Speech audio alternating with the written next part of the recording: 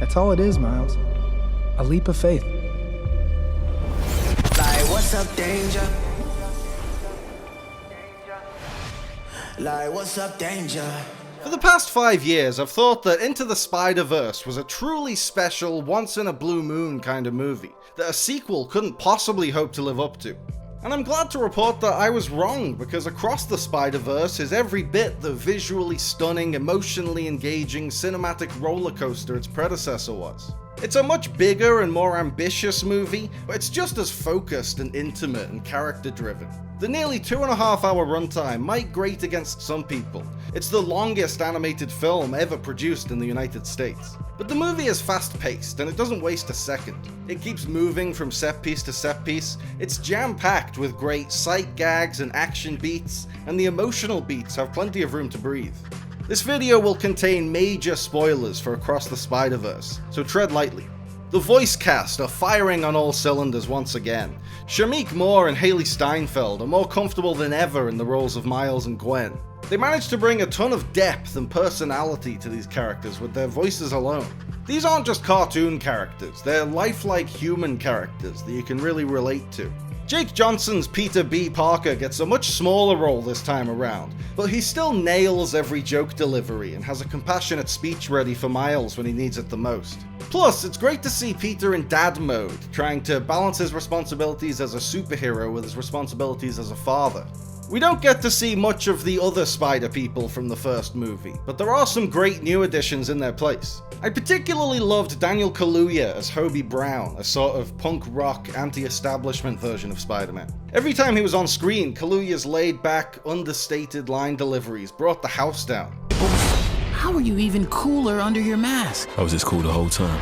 I also thought Jason Schwartzman was hilarious as the Spot. He brought the same mix of deadpan smarm and pathetic yet endearing vulnerability that he brings to his roles in Wes Anderson films. It's like if Max Fisher was a supervillain.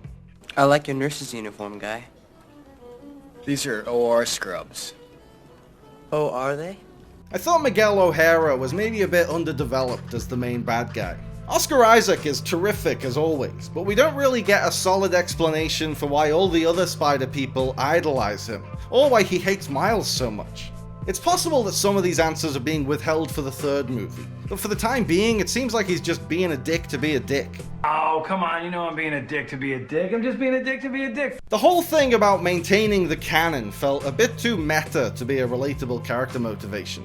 But Isaac does as much as he can with the material he's given, and his typically brilliant performance ensures that the character is at least compelling. This thing get any damn weirder? Well, I guess it can. Into the Spider-Verse was particularly notable for its animation style.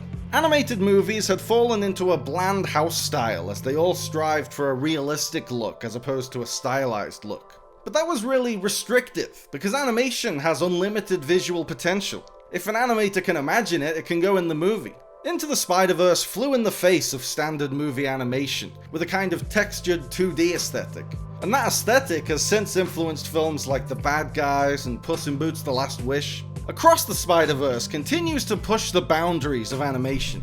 It brings in more comic book techniques like panels and editor's notes. Every new universe that Miles visits has its own animation style, and every interdimensional Spider-Person is drawn and animated in their own style. Sometimes there are different illustration styles and color palettes and frame rates all in the same shot. This movie is like an all-you-can-eat buffet for your eyes.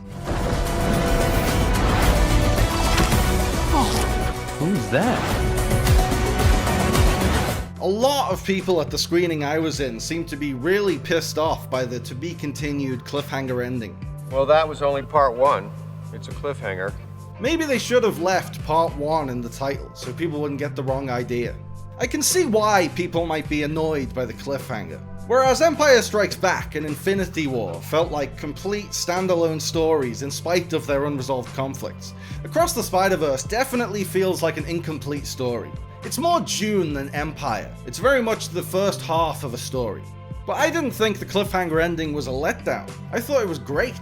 We got two of the greatest tropes of interdimensional storytelling, leaving a character stranded in the wrong universe and revealing the villain to be an alternate version of the hero. And in both cases, it felt totally organic in Across the Spider-Verse. It makes sense that in a universe with no radioactive spider to turn Miles into Spider-Man, the influence of his Uncle Aaron could turn him into the Prowler instead.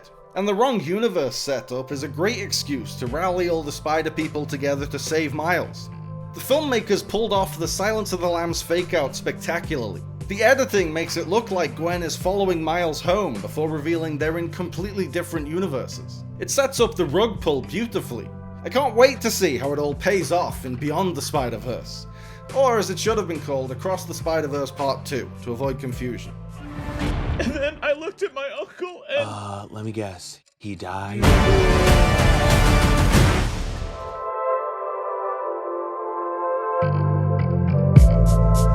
Thanks for watching, guys. I hope you liked the video. Remember to like and subscribe and click on the little bell. And also seize the day and call your mom and be kind to yourself.